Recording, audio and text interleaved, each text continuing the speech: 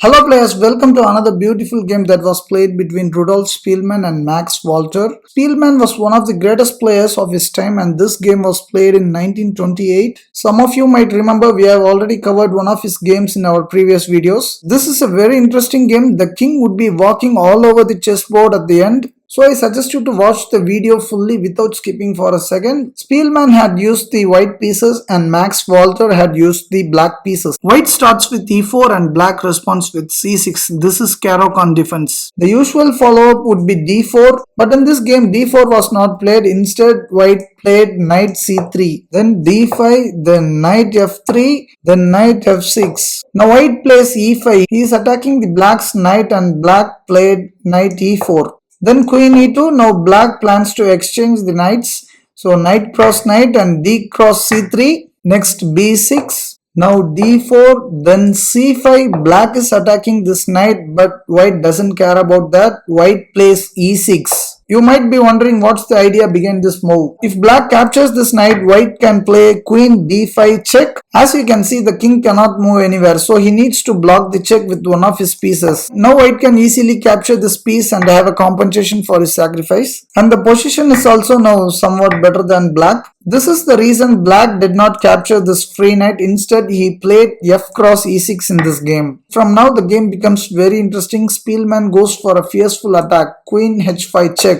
You cannot block the queen by playing g6. Then white will play queen e5. There is an attack on the rook. So black needs to react for that first by playing g7. Now white can eliminate this pawn on e6, putting some pressure on the queen. Then bishop cross knight, queen cross bishop. Again the black rook is under attack. He needs to react for that. Then white will play bishop b5 check. He has to block with this knight. Now the position is very messy for black. Now white can easily castle on his king side. He can also bring his bishop here and then rook here and try to attack on this e7 square. Black will be under tremendous pressure. His king is stuck and none of his pieces are developed. Due to all these reasons, black cannot block the queen with this pawn. So in this game, he played king d7. Now knight f3, then king c7. Next knight e5, then bishop d7. Now knight f7. There is a fork on the queen and the rook. Black now plays queen e8. White cannot get greedy and capture this rook right away. His queen is beaten and she will be gone. Now white plays queen e5 check, then king b7. Now bishop f4. There is a mate threat. Black cannot capture this free knight as queen c7 will be a checkmate. The king cannot move here as the bishop is protecting the square. Now there is only one move for black to escape from this mate. Yes, it is c4 so that the bishop will be blocked from this diagonal. Now white c7 check, then king a6.